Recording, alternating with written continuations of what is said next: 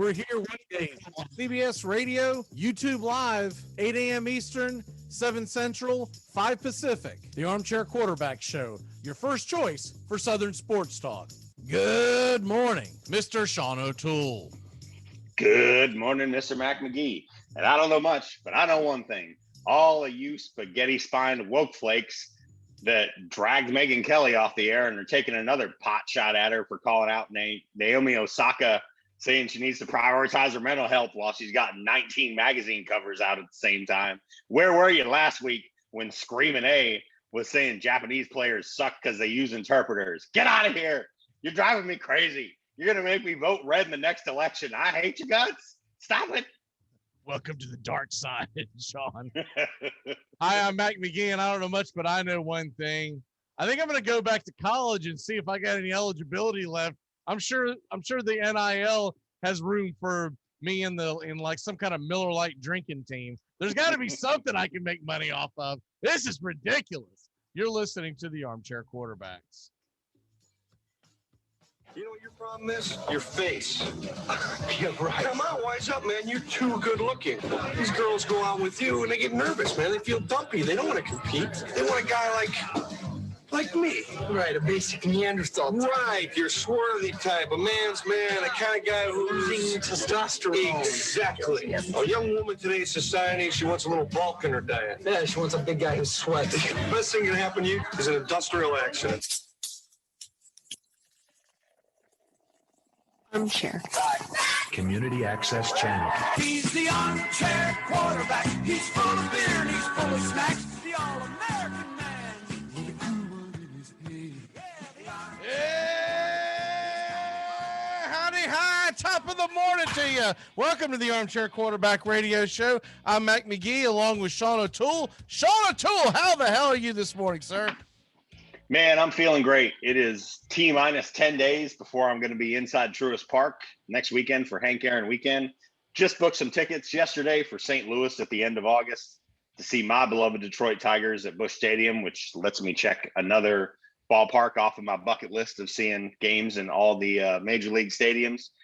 It's a good week, man. NBA season's over, which means it is now officially football season with a little baseball in between. Got a lot to talk about. Let's get into it. Yeah, let's go ahead and dive right into it real quick. Won't spend much time on it because the series is over, but congratulations to the Milwaukee Bucks. Congratulations to Giannis as he wins his first NBA title. And I kind of like what he had to say about how it's easy to go chase down a ring, but I want it here. You know, that was a jab. You know, that was a jab at LeBron James. How could it not be, especially after he turned down going into Space Jam 2 with LeBron. So you know that was an absolute jab. And so I still, with that being said, Giannis does not finish his career in Milwaukee. There's no way. There's no way. I think that guy ends up in a big media outlet, and Milwaukee's not it. So now he might just go right down the road and go to Chicago, but he's not going to stay in Milwaukee. I don't believe. Not his entire career, because it's going to be hard to get kids to come to Milwaukee and play with Giannis because you want to be in Milwaukee. You've never really had that as a longtime power in the NBA, a kind of a dud of a city, right? Sure. So all the kids always want to go play. I mean, I'm sure I would like Milwaukee fine. I mean, hell, they make Miller Lite there, for Christ's sake. But but I'm looking at it more as far as these kids. They normally want to go to the Meccas, the Los Angeleses. They want to go to even San Francisco, LA, New York, Chicago, LA, Dallas. Miami, Dallas is a major market. Miami. It's not viewed that way, but it is. Miami. Yep. Miami, Dallas. Dallas is a tick above Milwaukee, but it's when you look at, they all want to be on the very populated eastern or western coast. They all want to be on the coast. Chicago's the one outlet where you could say you can probably talk them into it. But it wouldn't have shocked me if years ago, if we were in the situation we're in now, Jordan might have left Chicago eventually. But he didn't, and the rest is history. But the point being, I would be shocked if Giannis stays there his entire career. Other thing is, and we can get more into this next week or whatnot. NBA free agency is going to be hitting us very, very quickly. I will be intrigued to see where Chris Paul goes, because I still think he's chasing that ring, and he's got a good team in Phoenix, obviously, but they're missing a few pieces. And can you talk someone to come into Phoenix, right? Because that's kind of like one of those also ran cities where you're like, okay, it's an okay place to live, but are you going to get the big megastars to come follow you there? I don't know. That owner is a super duper wild card. It's going to be one of the most interesting off-season storylines is to see what they do there, because that was a 1-year deal. I mean, they don't. He's basically a restricted free agent. I believe the draft isn't the draft next Thursday. Isn't that correct? I believe. Yeah, it's like almost immediately. I mean, we've got the Kraken expansion draft tonight, and then I think the NHL draft is in a couple days, and then the NBA draft's like next week. So yeah, it's like draft city. Yeah, I know the NHL draft is on Friday, and I'm pretty sure they normally do the NBA draft the Thursday after the finals end. So I don't think the draft's coming up. Yeah, I don't think they would bump it up a couple of days and do it this Thursday night. That would be phenomenal, and it would be great to have something to watch like that. But I don't think they'll do it. I think that's GM's freaking out. Are you serious? I haven't even studied. It's like half our fantasy football leagues. But the draft's today, dude. We're 2 days away from kickoff. When the hell did you think it was? I thought I had a couple of days. I thought we were gonna do it like at 6 p.m. On Thursday night, right before the Bucks take the field. All right, let's go ahead and get into the first round. I'm telling you, there's always that one guy in the league. Let's go and get in the first quarter of the armchair quarterbacks. Aaron Rodgers turns down the contract. That news broke late yesterday morning, so we didn't have a chance to talk about it then. Does this mean anything to you? Because what it really just means to me is what we already kind of knew. He doesn't want to be a Green Bay Packer past this year, and he is a free agent past this year. And if he doesn't sign, then they don't control him. He controls where he goes. What say you? You can, if you listen very carefully, you can hear the river of crying flowing from inside me as a Lions fan that Aaron Rodgers might eventually no longer be a Green Bay Packer. If you listen real carefully, I can't, I don't think I think what we all know is what's going to come to pass, which is he wants to dictate where he ends his career, and he doesn't want to be in Green Bay anymore. He's playing chicken with him. And I don't think that franchise has shown any proclivities towards accommodating him. And it's going to be a real interesting season for them, man, because that's not the kind of fan base that supports individual players. Dude, honestly, they support the name on the front of the jersey, not the name on the back. They turned on Favre like that when he left a couple times and kept goofing around with retirement. I think they're going to turn on Rodgers. I really do. To be honest with you, I don't let him have that power, and I trade his ass. I'm sorry. Right now. Not where he wants to go either. Trade him, trade him to Houston. This isn't like picks. Yeah, this isn't like Major League Baseball, where if you sign a guy, you have to give up a draft pick, right? You get nothing in return if you lose Brett Favre. Nothing. There's no comp pick. Right. Nothing. It doesn't matter how good Jordan Love is or how bad he is. You get nothing in return. Zero. Right? Zip. LaFleur's in what is this, the second year? Right? No, this will be his third or fourth.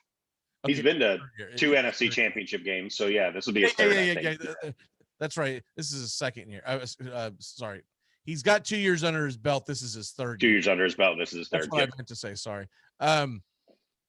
So if you're LaFleur and you're expecting to be there long term, and I don't see why he wouldn't be, because like you just said, he's been to 2 NFC championship games in a row, losing to San Fran and then losing at home to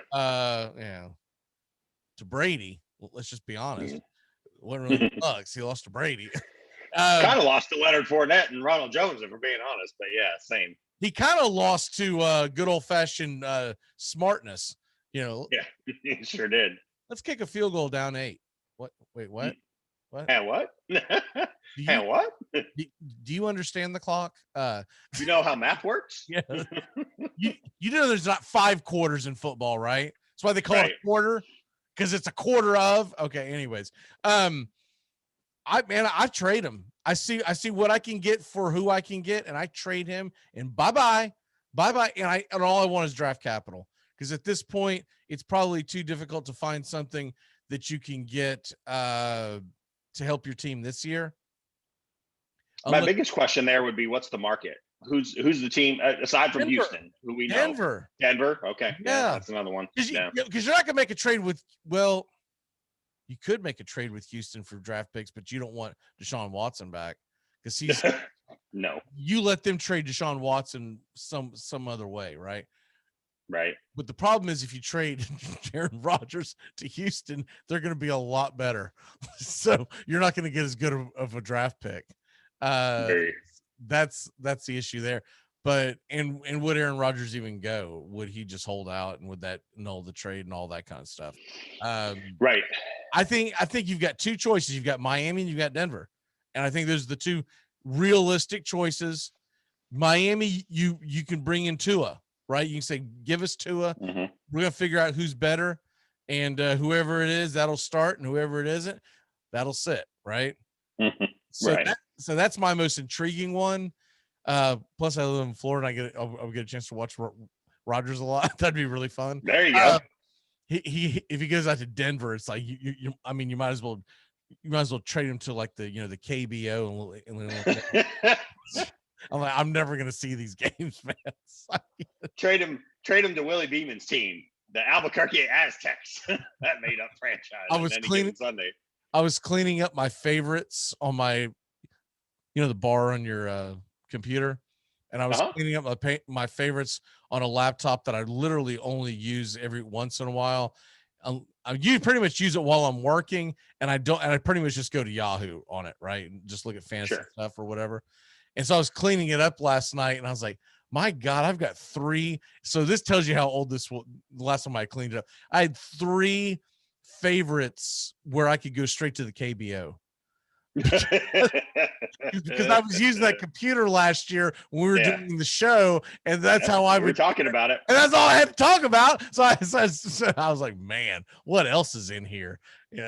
My hot take on how good Sam Darnold was going to be. But anyways, moving on from that, I guess we need to go ahead and jump in here to it's Minnesota football time, isn't it? Yes, it is. All right, we're doing the Minnesota Golden Gophers today. Tomorrow, by the way, we'll be doing the Vikings. So with Joey, so that'll be a lot of fun too. So we're gonna kind of knock out this area of the country today, and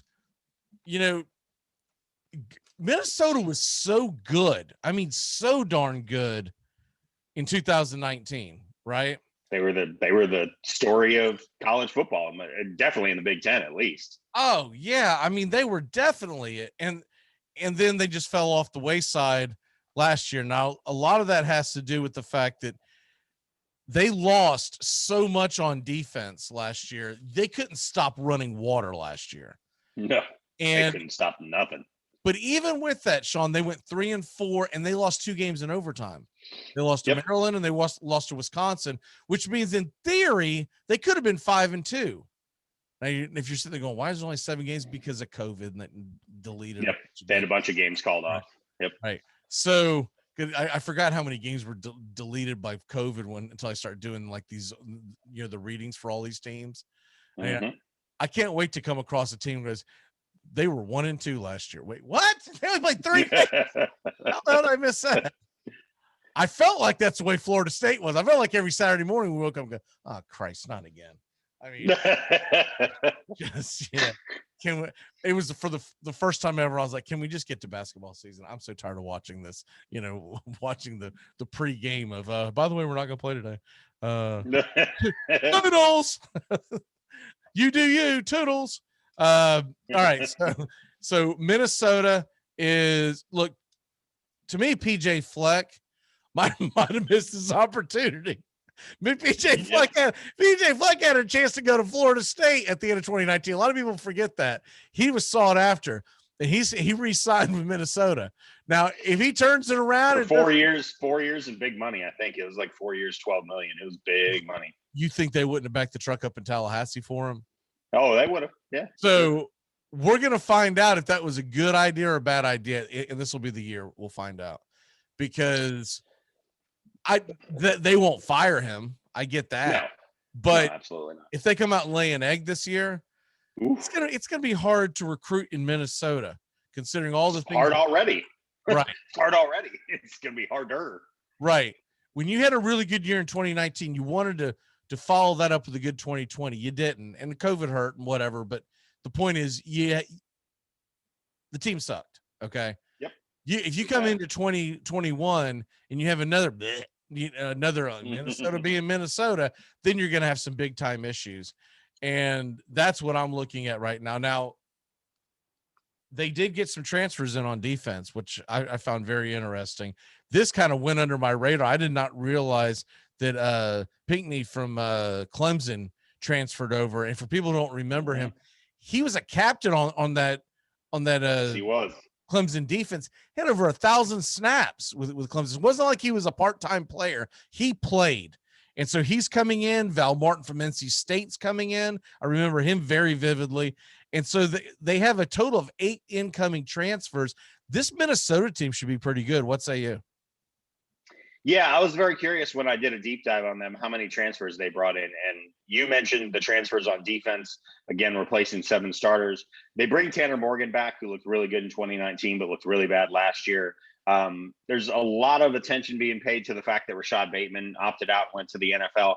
I'm not as concerned about that, because Fleck wants to run a very prototypical Ohio State offense with a running game. And you would be forgiven for not having seen him last year, but Mohamed Ibrahim is a stud, and he led the Big Ten in rushing last year, and he's back.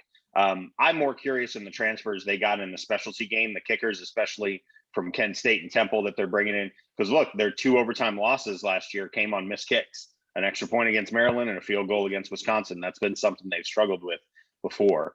I like them at 8 or 9 wins. I think they're going to rebound and have a nice, bounce back kind of season. But I just don't see them being on the level of Ohio State, Wisconsin, or Indiana, all of whom they play this year. They dodge Michigan, and they've also got a game really early in the year in Boulder at Colorado, who's a team you and I think is, wait for it, frisky. So, they could be 8 or 9 wins. That's the first thing I thought when I started doing this, the research last night. I was like, well, we got a couple of frisky teams here in Minnesota. Yeah, we do. In Minnesota and Indiana. Anyways, go ahead. Sorry. No, I think 8 or 9 wins is reasonable. Anything less than that's a huge disappointment. And hey, you could talk me into them beating, Wisconsin or Ohio State at home. Those are both home games. They're at TCF. Could they do to Ohio State this year what Michigan did to Minnesota last year, where we opened the season and beat them like a drum, and they were just kind of never the same after that. And that Michigan team was smoke on the water. I mean, they were total fool's gold. But, could Minnesota do that to Ohio State? Very first game of the year, and it ain't that far away, Daddy. It's like 5 weeks away. So I got them at 8 or 9. I think they'll be right there in the pack, but not at the top of the league. So I just got a message from a guy by the name of Carlson that's listening to us on radio, but I guess he popped in on YouTube for a second. And he said, why are we, he's a big Minnesota fan. He said, why are we got a picture of Indiana? We're talking Minnesota. Carlson, we're doing Indiana next. And oh, by the way, every Minnesota picture I went to pull up today, because I do this right before I go on, I don't do like an hour of research. I just see a picture that I like. Every Minnesota picture I found, it didn't look like the Minnesota uniform they typically wear. It was some alternate junk. And I'm like, no one's going to know what the hell that is. So we went with the Indiana pick, and they had an American flag. I was like, well, Olympics started last night. So, fair enough.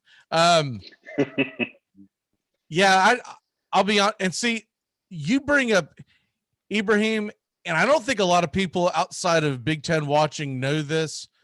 You've gotten me watching more Big Ten football over the last few years than I've ever watched. I usually watch like the big games, but now I'm getting to where I'll watch Minnesota play Colorado this year. It'll intrigue me.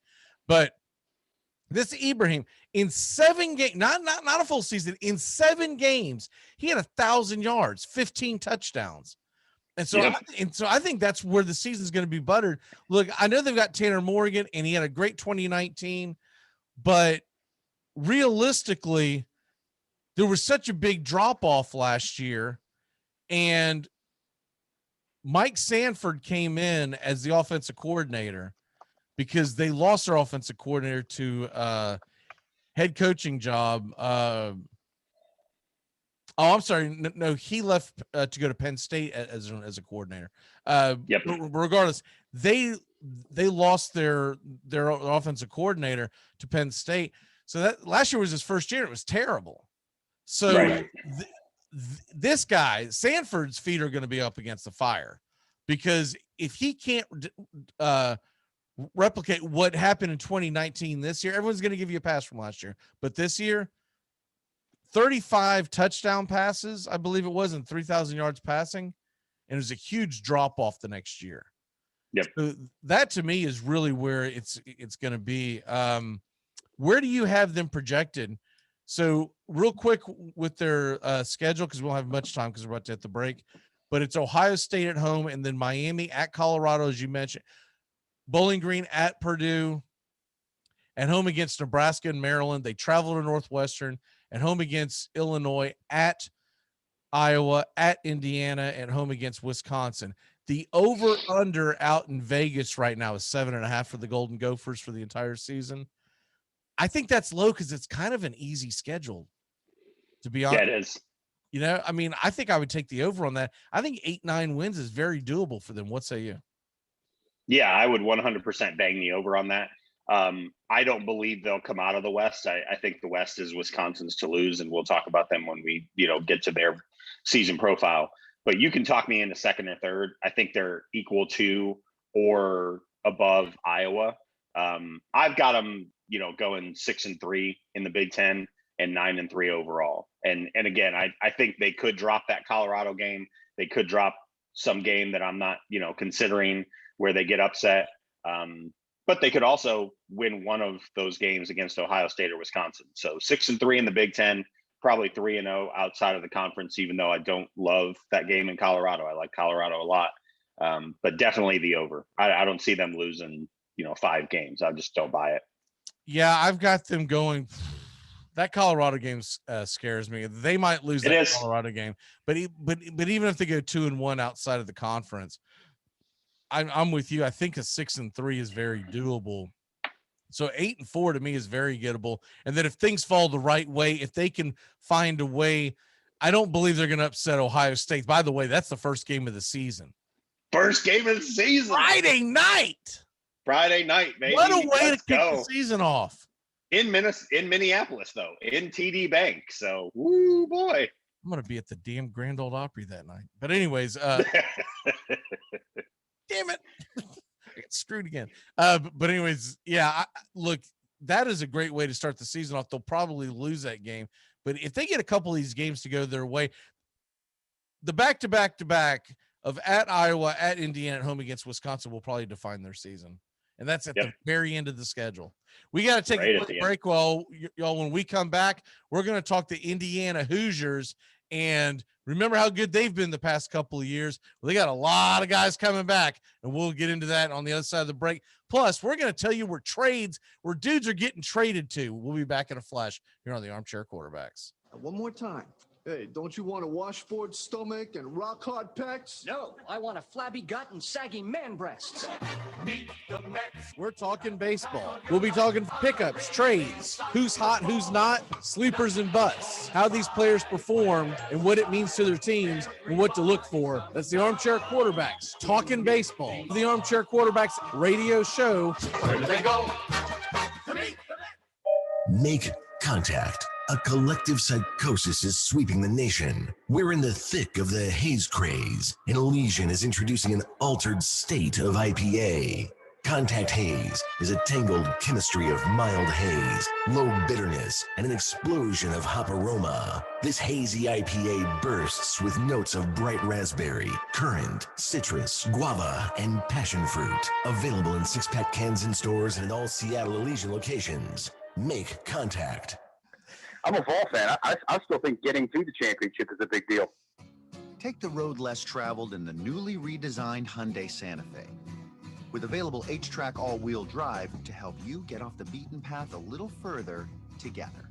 And intuitive safety features that can help you see what's waiting around the bend. Plus, with generous room for 5 and comfortable available Napa leather seating, you can go for more drives as a family without driving each other crazy. Find new adventures together in the Hyundai Santa Fe. If we actually enjoyed our New Year's resolutions, we'd all have six packs, money in our saving accounts, and we'd know how to play the piano. I have to tell you about the one resolution I actually enjoy. It's Built Bar. It's delicious. Oh yeah, it's healthy too. Built Bar is healthier than your favorite protein bar. They're low cal, low sugar, high protein, high fiber, great for the keto diet. Lose or maintain weight while indulging. And with only 4 net carbs and 150 calories, there's no guilt. Visit BuiltBar.com. You're listening to the Armchair Quarterback Show. We're here weekdays. Drive time? Find the Armchair Quarterback Show on Facebook today. Remember, if for any reason you must leave your radio, please have the man at the door stamp your ear so you can listen again later. Okay. I'm ready to rock. You're listening to the Armchair Quarterbacks. We are Armchair Quarterbacks on Facebook. Find us today.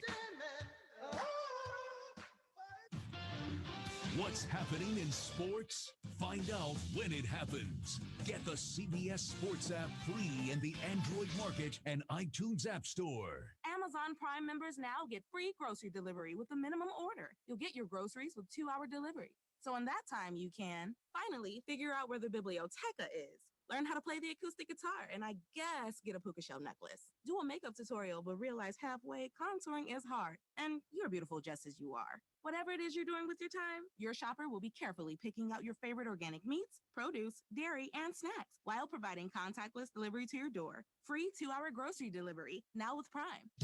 The Armchair Quarterbacks Wake Up Show, the rock and roll of sports talk radio. So turn that auto-tune and mumble crap off from the other guys. Cool, wizard versus nerd. I'll strike you down with my spell. No, science is the answer.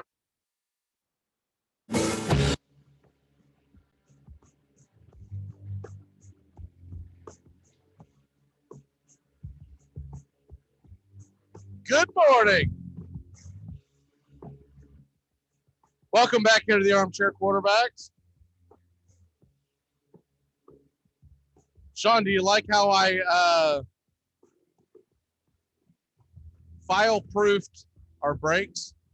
I guess that's nail file-proofed our brakes. You did. I now share the schedules and the relevant schedules. I don't know if it got to it, but I had Indiana's schedule. Sometimes I forget to hit play, and the thing will just sit there. I look, I go, Christ, we're almost through the break. But anyways, MINNWSOTA schedule, and there's something stupid that is on my desktop, and I got to figure out what it is. But if I barely scan over it, you'll see this big square pop up, and y'all don't see anything. But it, like, I don't know, it's got the weather or something on it. I'm like, get that crap off my stupid. Anyways, I never think to delete it till we get in the middle of the show. And I'm like, oh man, here we go again. It just recently started doing it too. I think it was an update by Windows or something ridiculous. Like sounds about right. I just want my clunky computer to work. I don't want any bells and whistles. I just want to do what I want to do. Don't give me what you want me to do. Let's get into DFS today. So you've got a lot, and I mean a lot of, by the way, I won last week. So I have to brag about that because I don't win all that often on the DFS baseball because I'm famous for not checking the lineup right before first pitch. And I'll let you do sitting out there in my lineup that didn't play that day or it's been rained out, but I did get a W. The DFS today is interesting because you got a lot of early games. Where are you going today? Are you going early style or where are you going today? Yeah, I'm looking at some of the later games. The one I'm in is all 6 o'clock and later games. And the one name that popped out to me, I was kind of doing a deep dive on batter hitcher matchups, batters who face a pitcher a certain number of times, at least more than 10 times. And the one that jumps out immediately, he's a little higher price than I usually like to spend at this position because it's so top heavy. But Paul Goldschmidt's 5,200 against Kyle Hendricks. And I did a double take when I looked at his numbers, but his career against Hendricks, he's 11 for 24 with 4 home runs. I think that's okay. So for 5,200, I'll put Paul Goldschmidt in my lineup. There seems to be something about Hendricks that he likes. And I seem to very specifically remember the last time they played was either last weekend or the weekend before the All-Star break in Chicago. And Hendricks left him a changeup over the middle. And I know it went viral for a couple of hours because he hit it completely out of the stadium. Like it never touched a set of hands until it went onto that avenue that's behind Wrigley, which is, he must like something he sees when Hendricks is on the mound. So give me Goldschmidt 5,200. That's my big winner for today. By the way, if you look at the early matchups, this is how piss poor the pitching is in the early matchups. Kyle Muller's 9,500. What? Why is, not that Kyle Muller's terrible, but he hasn't built a name, right? Like, why is he 9,500? And then I look at the rest of it's like you got Stroman, you've got Bumgarner, and then Kyle Muller, and the rest of them are like bullpen pieces. You're like, oh wow. So you have that. Be careful with that one, my friend. If you go early, I think you absolutely have to grab Stroman because you're playing a dangerous game trying to gamble with those others. Where are you going on your pick of the day? Yeah, my pick of the day. I usually try not to bet with emotion, but I'm gonna stick with the Rangers Tigers series really quick. The Rangers have scored 2 runs in their last 6 games. Wow. And I know Matt Manning's on the mound today. I know the kid's 18. He hasn't always looked perfect. But for some reason, the Tigers are getting a run and a half, and Tigers are playing with a lot of confidence right now. They're running the bases really well. They lead all of baseball in stolen bases, which I had to look at twice. I couldn't believe it. They have 62. AJ Hinch has really got these young kids again, just, playing well above their talent level, 8 games under 500. And the Rangers are just in an absolute free fall. Nobody can hit. They're overshifting Gallo like crazy and just pitching him inside. Half of the guys on this team are going to be wearing other jerseys, before July 31st. So give me Detroit plus the 1.5. I wouldn't be crazy enough to bet the over or the under because it's Jordan Lyles versus Matt Manning. So it could be 13-11 and it could be 3-1. I got nothing, but I don't think there's any way the Rangers are winning. I've been paying attention because I've got some skin in them. I've got Adolis Garcia in a couple leagues and I've got Isaiah Kiner-Falefa in several leagues, and they can't hit their way out of a wet paper sack right now. So there's a couple that intrigue me. Now, for whatever reason, I'm not getting every line on the site that I go to, but I'll deal with what I'm looking at. And one thing that intrigues me is the Mets-Reds game. Stroman is on the mound versus Hoffman. The over-under is 10.5. That seems very high because Stroman seems like a lot. As much as I'm not a fan of Stroman, he's kind of a doofball, and I liked how he hid behind everyone. He ran his mouth Friday night. Hold me back. What was that dude's name for the freaking Pirates? The first baseman who's like the back of his jersey looked like a hockey name. I'm like, this guy's going to just pummel you into dust. But as much as I'm not a fan of him, he's pitched really well this year. It's incredibly important for him because he's a free agent. But 10.5 is huge. And then the other one that I see that's a little strange to me is Dylan Cease is only a -140 at home against the terrible Twins. So that's the one I'm going with. I'm going with the White Sox -140. He's pitched really well this year, and I don't see Michael Pineda going toe to toe with him. But I'll tell you what, that Reds Mets under really is intriguing, and it's also on only a -105. So it's almost like they're convinced it's going to be a high scoring game. I just don't know how it's going to be a high scoring game with Stroman on the mound. Maybe he's got a terrible track record in Cincinnati and I'm not aware of that, but my gut tells me take the under in that. Even if this Hoffman kid gets pummeled, I still think the Mets win like 7-1. Because the Mets don't have this elite offense. It's going to go bananas. I know they scored 15 the other night, but that's like the most they'll score. they won't score 15 more runs the rest of, yeah, we're in 21st. They won't score 15 runs the rest of the damn month. So anyways, we'll move on from that. Let's get into Indiana Hoosier football. Yeah, baby. One point was an absolute clown show, and now you got to take them extremely seriously because super seriously. Man, I'll tell you, it's getting super serious around here in Indiana. They beat for the first time ever in their illustrious football career. The Indiana Hoosiers beat Michigan, Michigan State, and Penn State all in the same season. They have never done that before, ever. So, and I get it that those three teams were not at their peak, but that's a big deal for Indiana. So let's start there. They've got 8 guys returning on offense, 9 on defense. And it was a good defense. A very good defense. And they brought in Charlton Warren from Georgia for USCC fans that remember him. And they have a new defensive coordinator in Womack because their defensive coordinator became head coach at South Alabama. But they are keeping the 4-2-5 scheme, which I thought was very important because so basically they're not changing a whole lot. They're just changing who's making the play calls. Oh, by the way, your girl OSAKA that doesn't like the media, I just saw an ad for the Olympics and her face was plastered all over it. She was that must have been shot a year and a half ago. That's what she told Megan. It was that thing was taken before they even knew Tokyo existed. You don't understand how it works. Don't silence my truth. Hashtag bullying. Because Megyn Kelly doesn't understand any of the workings of the media. Shut the hell up. I kind of get into that on Take Me Out to the Ball Game today. But anyways, I won't repeat myself. By the way, programming note, Take Me Out to the Ball Game today and Braves Country today. Those usually come out between the 10 and 11 o'clock hour.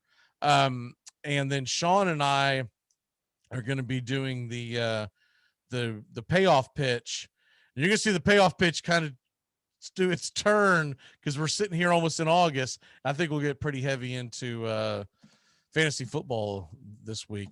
I'll get with you on that off air, but got some fun things that I think that'll be a lot of fun to do on. We'll see who else I can curse this week since we didn't mention Cam Akers' name yet. Yeah, dude, Cam Akers, that poor bastard.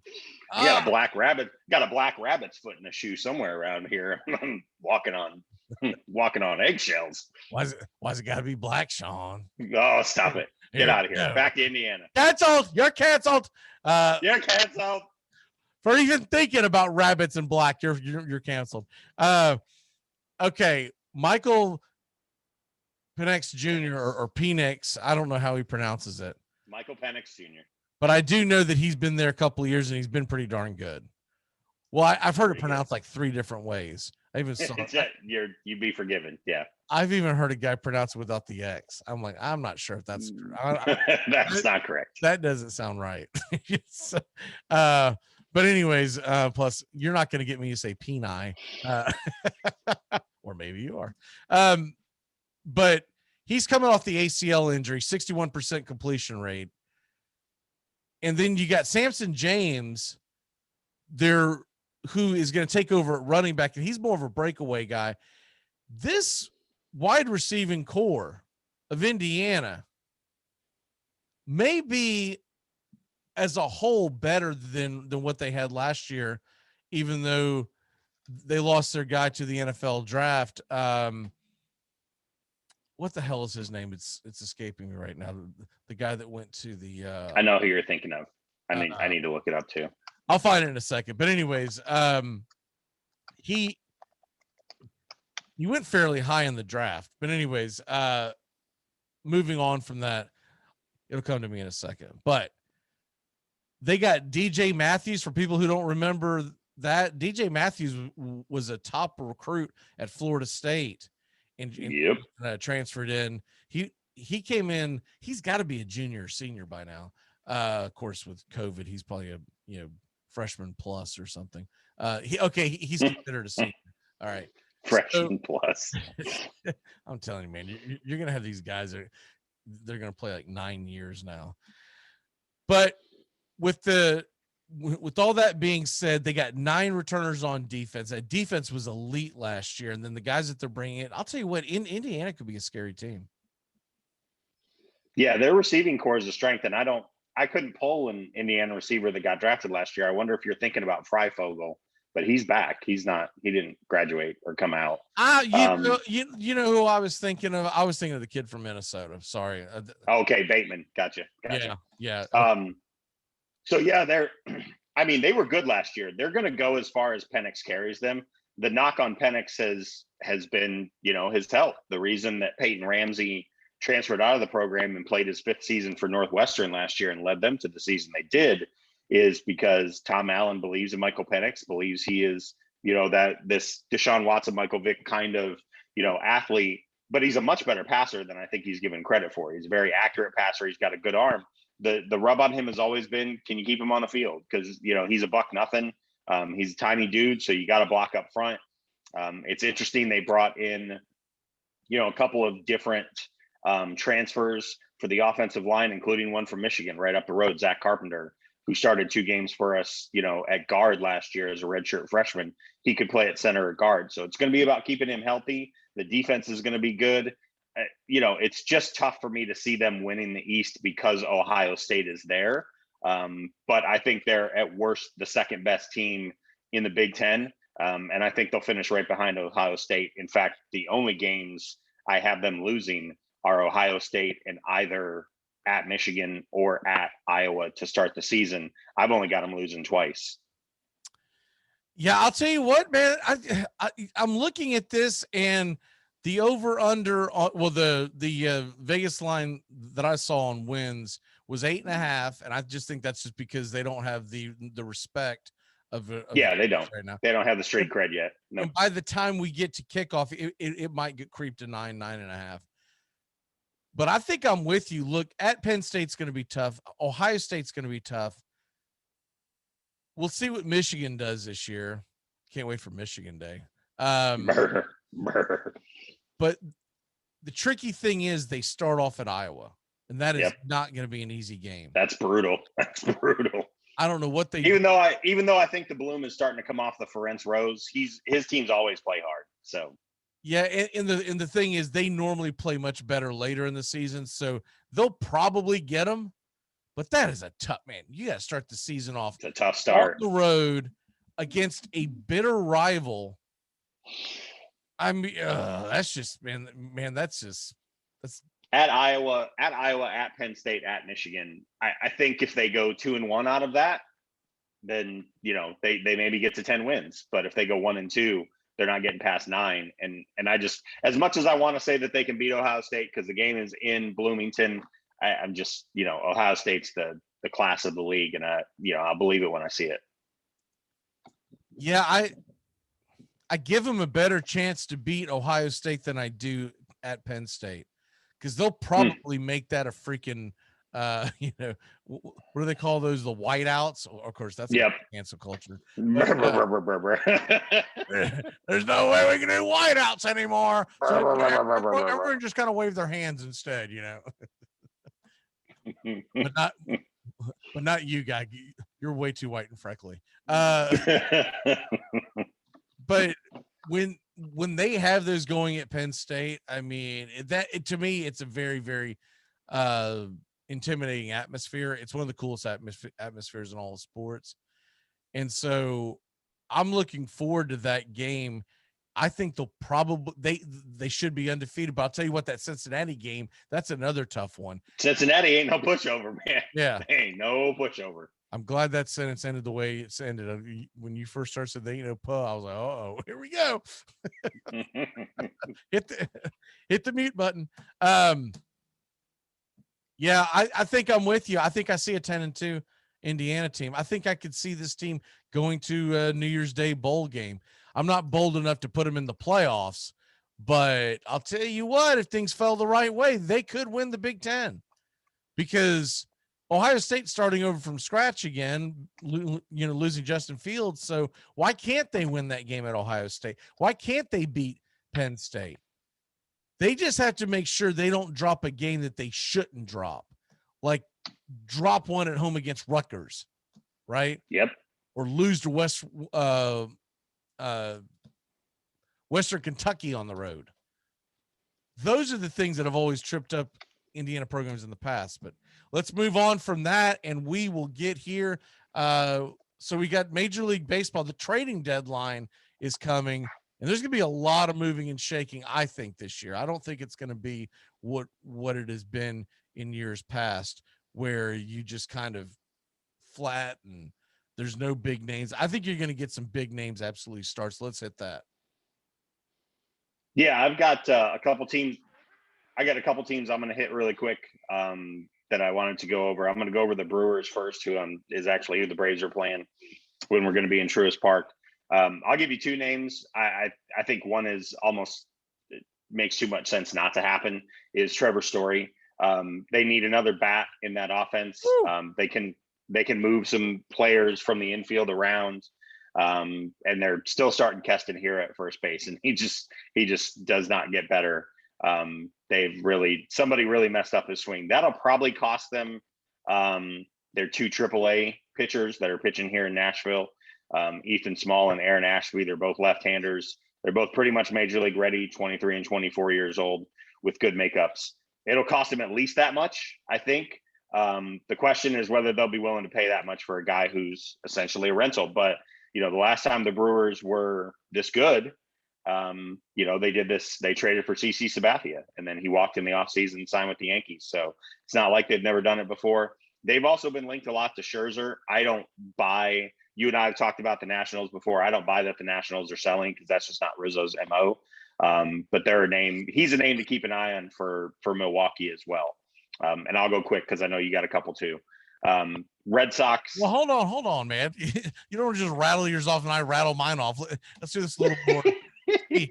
All right. I'm going to go with, I'll see that. And I'll go with the New York Mets, and I'm going to get Javi Baez from the Cubs. They've got the injury with Lindor, depending on how long he's out. If they don't go there, if Lindor ends up not being out as long as they think he might be, then Gallo would be my guy to go to New York. They've got to get a bat, and they've got to get a bat fast. This offense is atrocious, and I think they're going to have to give up probably, if you go with Gallo, you're talking about an extra season of control. Yep. Baez is a free agent. So Baez, I think you could get him a lot cheaper. Costs a lot less. With Gallo, you might have to go with someone like they have a kid in their minor league system that I'm big on, Pete Crow Armstrong.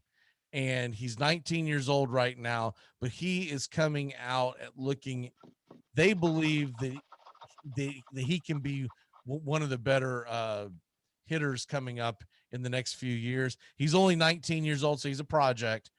But if you bring him to the Cubs, I think he's a lefty. I just think he makes a lot of sense. All right, what's your next guy?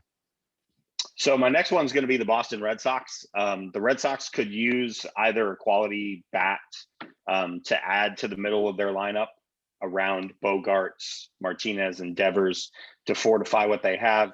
They could try and upgrade first base or right field. They're kind of, got a hodgepodge of Bobby Dahlbeck, and, they just called up Jared Duran, who looks promising, but those guys are super young. And they also could use one more arm in the bullpen. It's basically just Ottavino and Barnes in the back end or a starter. So there's some ways that they're kind of trying to fortify around the edges. The name that I really like for them and the one that makes the most sense is Kyle Gibson. Obviously on an expiring deal with the Texas Rangers. So since it's an expiring deal, you can't ask for a king's ransom. Would probably cost them either Gilberto Jimenez or Nick York. Nick York's a second baseman. He's currently an A-ball. Gilberto Jimenez is an outfielder, currently an A-ball. And Jimenez, just may not have a place to play with Jaron Duran and the players that they already have playing in the outfield. They could also move their top prospect, Tristan Casas, if they believe that Dahlbeck is the future at first base, because they play the same position. And by all accounts, Casas really doesn't have a second position. It's first base or DH. He's never played the outfield. One thing about Kyle Gibson, he's not a free agent until 2023. Oh, okay. Okay. I missed that. I thought he was. I'll tell you what. Oh, interesting. If you make a trade for him, you better give them a haul. He's only $7 million next year. Woo. Now, well, in that case, he's also that's 3 prospects. He's also 34 years old next year, but right. That's he's a UFA as they call him in a 2023. Okay, got it. So he's got 2 more years of team control. Well, that changes that calculus big time. They've also been linked a bit to Ian Kennedy. So, they seem to have been sniffing around the Rangers by all reports. Kennedy would almost be more interesting than Gibson, but Gibson would be a huge upgrade over some of the guys they're trotting out there, especially Garrett Richards. So those would be my names. All right, so I'm going with the Tampa Bay Rays, and I'm going to give them John Gray. He is an unrestricted free agent at the end of this year. And with that being said, that means they don't have to give him up quite as much. But I do think that they're going to want something. I think they're going to want pitching. It seems like that's the direction Colorado is going if you watched or paid attention to any bit of their draft. So I'm going to give him Nick Bitsko. He is a 19-year-old righty, 6'4", 225 pounds in the Tampa Bay system. And that's where I have it. That John Gray would make a lot of sense for the Tampa Bay Rays because they need pitching, but they don't want to give up a haul to get like a Gibson with 2 years control. So they can rent him for a little bit, and then hopefully Glasnow can come back as well, and Tampa could go deep into the playoffs. What's your last team? My last team is the Oakland A's, who, have had a rash of injuries kind of in the outfield and some really underperforming results. Laureano's been great when he's been healthy. Unfortunately, he hasn't been healthy most of the season.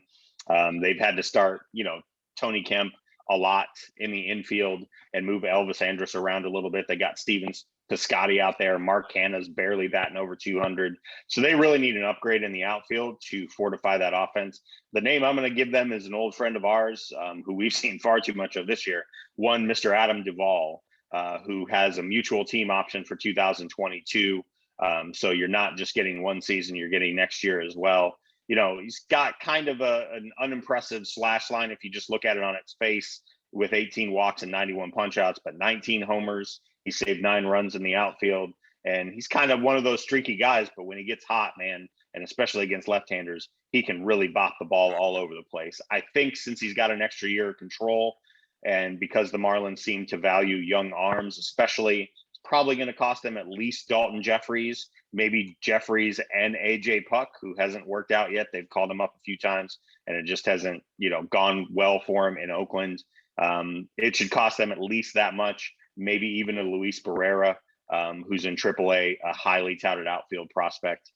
That seems like the kind of haul the Marlins would ask for in return.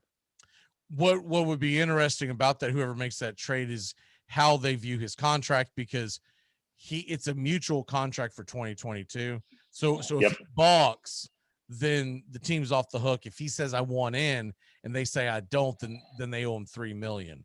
So regardless how you look at it, there is some issue there one way or the other. All right, the guy that I'm going next, and then we'll wrap this up, is the San Francisco Giants, and I'm going to go Starling Marte.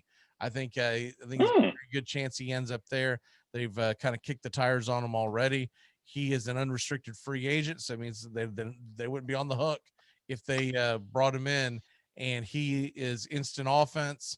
Got banged up the other day, and I don't know if that's going to affect this, but as of right now, he should be good to go, and Starling Marte would be my guy. And they are loaded in their minor league system, but I think with getting that money off their baseline and getting a prospect, I think the Marlins would go after someone like a Luis Toribio, who he is a 20-year-old prospect, third baseman that they could work into their system, and away you go there. All right, let's go ahead and get into turn back time and get the hell on out of here on another great edition of Sean O'Toole Wednesdays.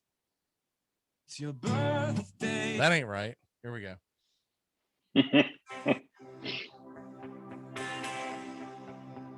And I got these lights on me because I just noticed it was kind of a dark backdrop before it. So now I can't see a damn thing. I'm getting blinded everywhere. All right. On this date, this is a pretty good one. This date, 1988. Sean was just a wee little lad then. The Yankees trade Jay Buhner to the Mariners for Ken Phelps. The one-sided deal would become immortalized in Seinfeld as by Frank Costanza, George's dad, when he would lay into Steinbrenner on the show. Goes, how could you trade Buhner for Phelps? This is the 33rd anniversary of that. Man. Yeah. And also on this date, 1975, I mean, we hit this almost, I feel like once a week. Billy Martin was fired again, this time by the Texas Rangers on this date, 1975. All right, birthdays. It's your birthday today. All right. Dead guy. Harold Jug McSpaden. Jug McSpaden. American golfer. He was a course designer. He had 17 PGA Tour wins. Was born in Monticello, Kansas, and lived to the ripe old age of, I guess, about 88. He died in 1996. So pretty good life by him. And we get the live guy. Well, I lost it. Here it is. Happy 42nd birthday to David Carr. Oh, that was a bust. Oh, that was a bust. Boy, oh boy. Boy, oh boy, oh boy, Houston Texans. You just do not have good luck when it comes to quarterbacks. What is your walk-off for the day, sir? My walk-off for today is not going to be heard by the residents it's targeted at, but shame on you, City of Oakland. You are about to lose your third franchise. You are about to have 0 because you made a yes vote on the term sheet, which basically tells the A's the $352 million they requested for additional infrastructure to basically pay for the ballpark, which they are willing to pay for, like 75-25, which is not the deal the city of Miami got, if you want to go look it up, or Rome County in Georgia. As much as I love the Braves, that ain't the deal the Braves got either. The city paid for a lot of that ballpark. The A's are putting almost $650 million to build a new ballpark. They asked the city for $350 million, and they voted yes on the term sheet, which means no on the extra infrastructure. A's are going to Vegas, or they're going to Nashville. They're going somebody else. Bye-bye, Oakland. All your woke back liberal politicians. You're going to have 0 professional sports teams. You're going to talk about gentrification of communities, and you got no income except for tourism. And I don't know anybody who's visiting Oakland to stare at the water. So have a nice day. Bye-bye. I mean, are they going to pass out, bulletproof vests when you get off the plane? They gonna have to, because there ain't nothing else to do there. It's gonna be liquor store, gun store, vape store, gun store. Jump on the bus here, and we'll drive you by where Too Short used to kick rhymes. It's like, what the hell's in Oakland? Bye-bye. Yeah. Las Vegas A's. It's gonna be another one. This is where MC Hammer moved before, he got money and got the hell out of here. Right. And then he moved to Malibu, by the way. Once he had money, he couldn't be in Malibu fast enough. Ice Cube, too. You want to talk about gentrification? Shut up. Exactly. I missed one, by the way. CC Sabathia, you talked about him a second ago, 41 years old today. So he isn't always my cup of tea, but he's passionate. I love his podcast. I don't always agree with him, but man, he says what he thinks. I'll give him that much. Yeah, I haven't listened to a lot of it, but because normally Tim and Ryan Rucco, the guy that does some NBA stuff in Yankees games. So it's pretty good. You should check it out. You would probably like it. Yeah, I don't have the time that other people have. See, when fair enough. When you're constantly making shows, you don't have a chance to catch as many. I would love to catch more shows. Where do you catch that on? Is that Spotify? I actually use an app called Pocket Casts because I don't like to put money in Spotify's pocket, but yeah, it's on there. It's R2C2. So Ryan Rucco, CC Sabathia. Okay. It's a really good podcast. And again, CC gets hot from time to time. I mean, he gets real hot about the Yankees. But I appreciate his passion, and I've always respected him. I always have. He had some take last year that I liked, but I really don't even remember what it is. My walk off for the day is this is National Junk Food Day. Sean, what's your go-to junk food? Man, as I've gotten older, I've had to watch it because, you know, we don't want the diabetes to lose our fetus. But my go-to is Rolled Gold makes cheddar pretzels. Those are probably my big go-to. They're really, really good, and they're not that bad for you. You know, in my younger years, it would be Doritos, but I can't be doing that stuff now. I'll wake up in bad shape.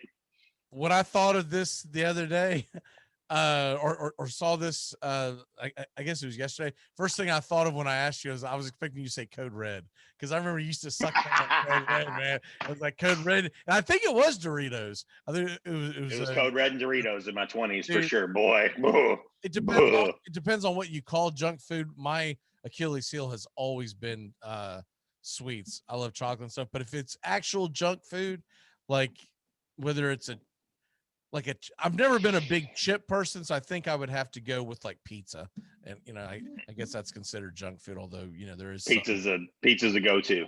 Yeah, pizza, and you know, my favorite thing in the world is a good old burger. It's also National Hot Dog. It's also National Hot Dog Day, so that kind of ties into that. All right, brother, we will see you Saturday for the payoff pitch, and we're going to be doing some fantasy football stuff. It should be a lot of fun. Yeah, we are.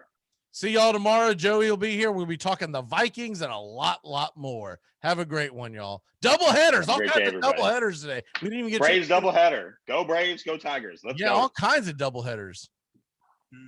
Goodbye, sweetheart. Well, it's time to go. That's what she said. We're back tomorrow with another show. Well, unless we're fired, we'll talk to you then. Goodbye, sweetheart. Goodbye. Goodbye. Guys and gals, it's time to go. We'll see you on the next show. Same bat time, same bat channel. Thanks for listening to the Armchair Quarterbacks on these CBS Sports affiliates and catching the show on YouTube Live. We're here weekdays. Find Armchair Quarterbacks on YouTube Live today. Please subscribe and share and take us everywhere you go. The Armchair Quarterbacks, your first choice for Southern sports talk, live from the First Coast. Gonna get